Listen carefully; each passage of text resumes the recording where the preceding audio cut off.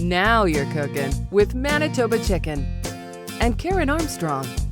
Braising is a one-pan approach to using an inexpensive cut of chicken and adding a lot of flavor.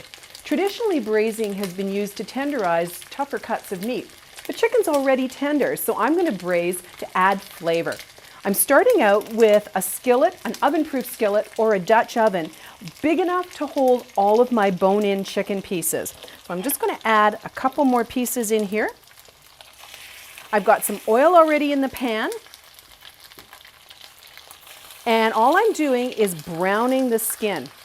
And you want the pan to be big enough so that the pieces are not too close together. You don't really want them touching.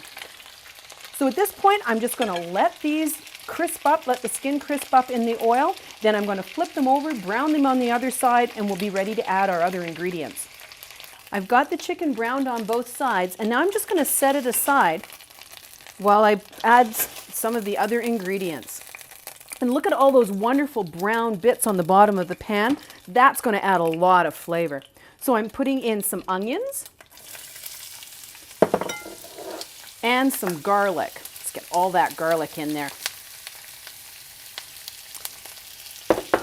And I'm going to give this a really good stir. I want to scrape up all those wonderful brown bits. Those are going to add so much flavor. And I'm going to stir cook this just until the onion starts to get softened. Make sure you get all those brown bits. You want to be careful at this point so that the garlic doesn't burn. Burned garlic is going to give you a bitter flavor. The onions are nice and soft. Time to add some liquid. I'm using some white wine and a little bit of chicken stock. You can use any kind of liquid that you like when you're braising, because that's one of the things that imparts a lot of flavor. And again, you can see I'm really pushing hard on the bottom of the pan, trying to get all those wonderful flavor bits. And at this point, I'm just going to bring this to a boil. So I'm going to turn my heat up.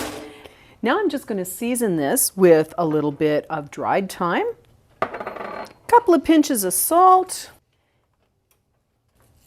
and a little sprinkle of pepper. Give that a stir.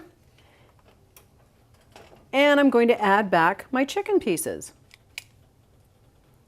Just nestle those in. You want to try not to get the liquid up over top of that nice crispy skin. I'm finished with the stovetop. Now I'm ready to put this into a 400-degree oven to braise for 45 to 60 minutes uncovered.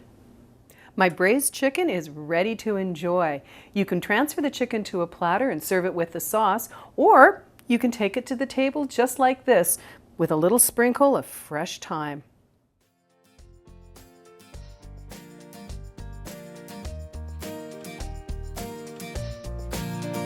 For recipes, tips, and how-tos, explore manitobachicken.ca.